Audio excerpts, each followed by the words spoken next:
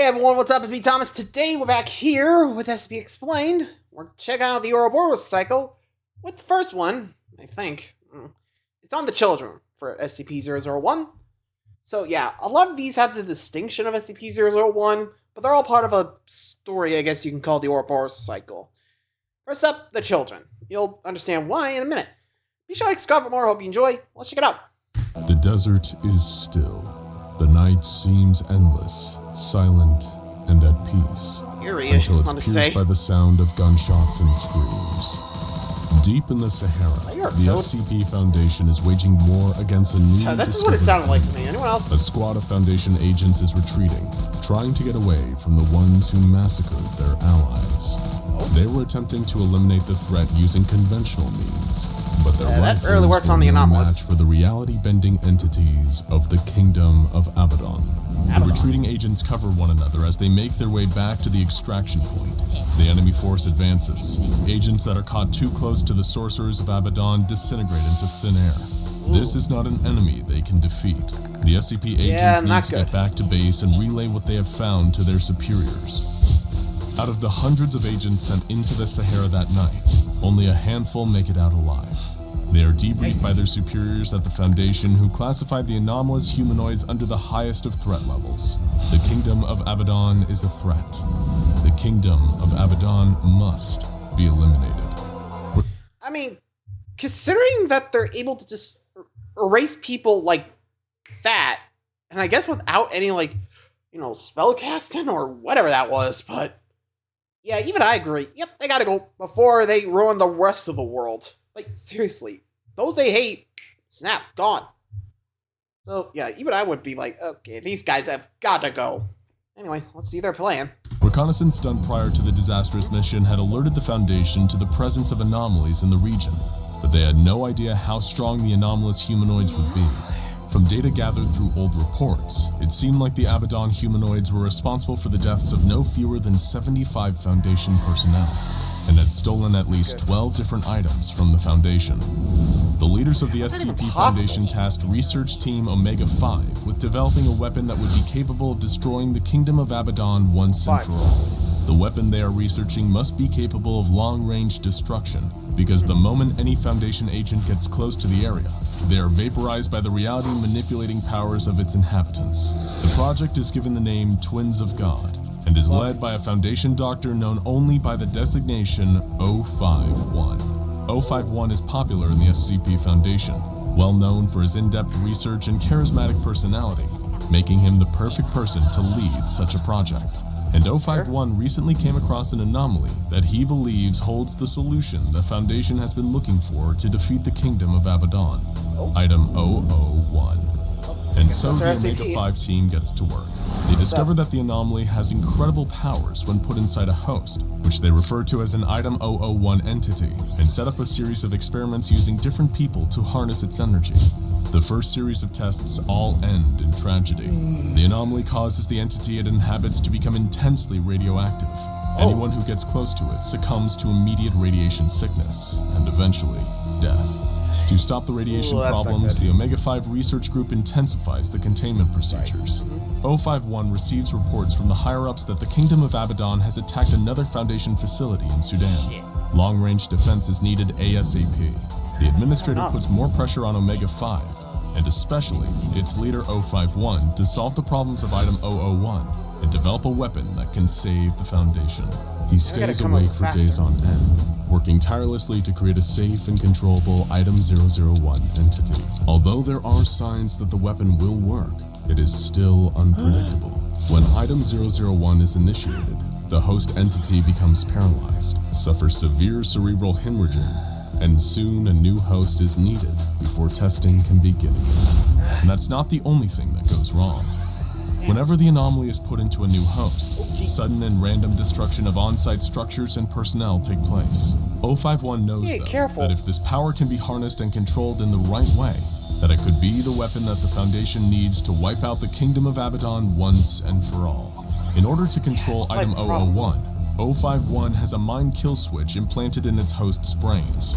051 can activate the implant to incapacitate its host and immediately stop the unwanted destruction. Countless hosts are terminated by this mind kill switch in the early trials conducted by the Omega-5 team, but progress continues to be made, and eventually a hypothesis is formulated. Perhaps the disastrous side effects of Item 001 can be offset by spreading the anomaly across multiple subjects. They theorize that the immense mental load of the anomaly can be distributed among several hosts, thus reducing the toil it takes on each and giving them the ability to control its immense power. But 051 and the Omega-5 team need more data, and for that, they need more bodies. They can... at that point, the first one, I would have been like, okay, maybe it's too tough. That might be why they're going down. Let's try multiples. That way we can get something going. Seems like the best plan. Just spread it out more. Anyway. Consult with the director of Site-17, and it is concluded that the nearby town of San Marco would be an appropriate place to get the additional test subjects they require. Hi there. On a quiet Sunday morning, Omega-5, along with support from a squad of armed SCP agents, storm into the San Marcos de la Vida Eterna church during the middle of Mass. They gather up a number of the younger congregants and bring them back to the site where Item 001 is housed. The researchers quickly ran through their new supply of test subjects, though, and Omega-5 would need to get even more if their research was to continue. Instead of going back and forth between the testing facility and San Marcos, 051 decided to move the entire Item 001 operation to the town itself. He renames the town Testing Site 001, and Omega-5 rounds up 23 of the healthiest subjects they can find for use in the next series of research tests. A few weeks after occupying the town of San Marco, Omega-5 makes its most substantial progress yet. Just as they theorized, by spreading out the anomaly of Item 001 across a specific group of hosts, they can control its powers. The test may have cost the lives of almost everyone in the town, but the ends certainly justify the means. The Kingdom of Abaddon poses an existential threat to the SCP Foundation after all, and thanks to this research, they will soon have a weapon capable of bringing them victory. The Foundation administrator criticized 051's methods, but can't argue with his results. Unfortunately, 051 has a dark secret, a secret that disturbs even the most hardened and loyal members of Omega-5, a secret that has to do with the Item 001 hosts. The hosts that Omega-5 has made its major progress with are not the ordinary test subjects normally used by the Foundation. No, the test subjects 051 makes his breakthrough with are children, 9 of them to be exact, all between 4 and 11 years old. Despite being told specifically by the Foundation administrator to only test on adults, the research required 051 to break the chain of command and follow the science down the path it led. The children are contained in a reinforced bunker where only 051 and a select few have access. They are technically alive, but are functionally brain dead. The group of 9 children share a hive mind that can process information, and more importantly, can unleash the full potential of the implanted anomaly, creating and controlling a devastating power. But not everyone is thrilled with what they've achieved.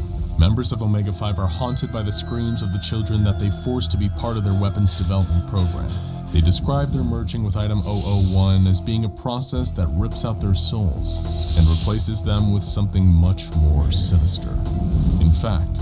Yeah, the fact that he went to children, I would have been like, okay, not good. I'd probably be sneakily finding out some way to inform the other members of the Foundation, because, one man holding that kind of power, not good. I'm not sure if I would do it before or after Abaddon's been, wiped, but probably after, I don't know. Anyway. All of Omega-5 regret what they have been a part of, and what they've done. All except 051.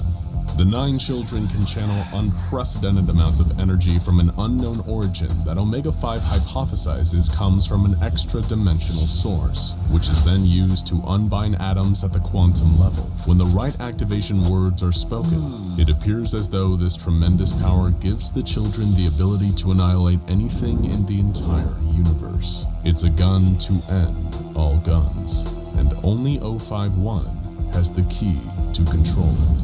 The 9 children work so well within Item 001 that Omega-5 reclassifies it to include the 9 children themselves.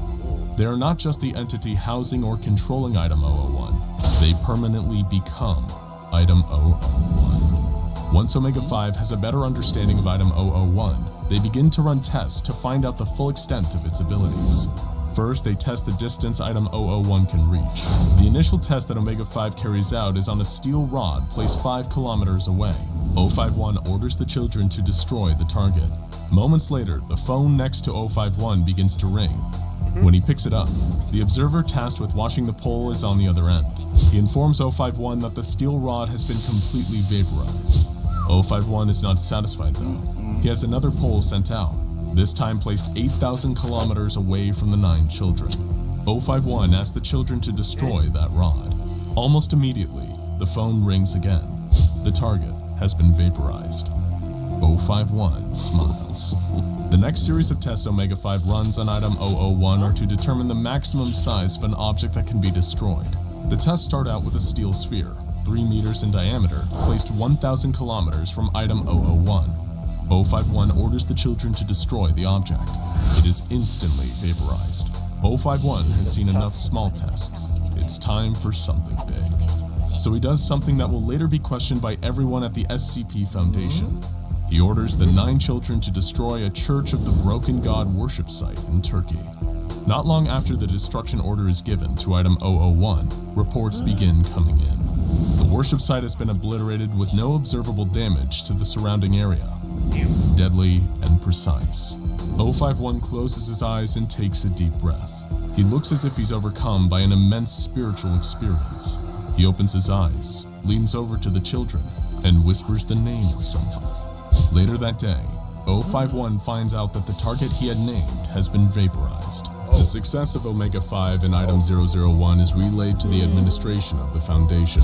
They are so impressed that they make plans to use Item 001 to eliminate the Abaddon threat once and for all. However, one of the heads of the Foundation, Administrator Williams, has major concerns about the way 051 is running the program. The updates that 051 has been sending have become less scientific and more philosophical, more spiritual. Administrator Williams sends a letter to 051 reassuring him that he is doing good work. But once the mission to destroy the Kingdom of Abaddon is completed, 051 will be promoted to Director and reassigned to the newly constructed Site-19. For the good of the Foundation, and maybe the rest of the world, he'll be permanently moved away from Item 001. 051's response is short and to the point. I am fine, Administrator. The project is finished. We will complete our task when you arrive. Administrator Williams arrives at Site-001 a few days later. He is greeted by 051 and the Omega-5 team. Williams can't help but notice that 051 has a strange look in his eyes. It is the look of a crazy man who has been lost in his work and who has, perhaps, lost himself. Williams puts the thought away though and walks with 051 and his accompanying agents to the viewing area where the powers of Item 001 will be demonstrated. Administrator Williams and the other agents watch from a protected viewing room as 051 enters the chamber of his new superweapon. It's time to see if their weapon that has had so much time, effort, sweat, tears, and especially blood poured into it will have been worth it. Everyone watches as 051 leans over and says the name of the Abaddon Citadel to the 9 children. All at once, they start to glow. No one observing can see what has happened in the far-off kingdom, but they know something big has happened. The administrator is thrilled, but notices something. 051 hesitated a moment while leaning over the children before standing back up. Did he whisper something else to them?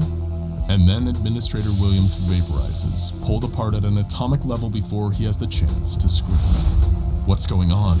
The agents standing next to where Administrator Williams previously existed begin to yell and pull out their guns. They burst through the door of the observation room and run down the hallway towards where 051 and the 9 children are located. The armed agents rush into the room, but 051 is gone. The 9 children are still. Over the next few weeks, 051 is reported to be seen several times by SCP agents. However, no one is able to catch him, and it appears as though other members of the SCP Foundation have also gone AWOL as well, perhaps joining him on the run. It is unclear what his plan is, but the reports from the reconnaissance team sent into the Sahara make it obvious what the result of his first command to the children was. There isn't a single humanoid or building left in the kingdom of Abaddon. But even with this victory, the highest levels of the SCP Foundation have an ominous thought lurking in the back of their minds. Where did 051 go? And what is he planning to do next? Following the improper use of Item 001 leading to the untimely death of a high-ranking Foundation staff member, the weapon was deemed too dangerous and containment procedures were implemented. Due to the high amount of radiation they were found to emit, the 9 children were placed into lead-lined bags and buried under 50 meters of concrete beneath the Church of San Marcos de la Vida Eterna. Though all of the children continued to be functionally brain-dead, they still display signs of life despite their containment, and by order of the Overseer Council, have been classified as a thaumial entity. Now go watch SCP-5... I mean, can't blame him. Not even sure what happened to that guy, but... I mean, could be that he gained more power from them? I don't know. Wouldn't be surprised. You know, room the administrator, make him a god, all that, but I don't know. Hard to say, but for now, thanks for watching, guys. Hope you enjoyed this episode of the Ouroboros Cycle. See ya.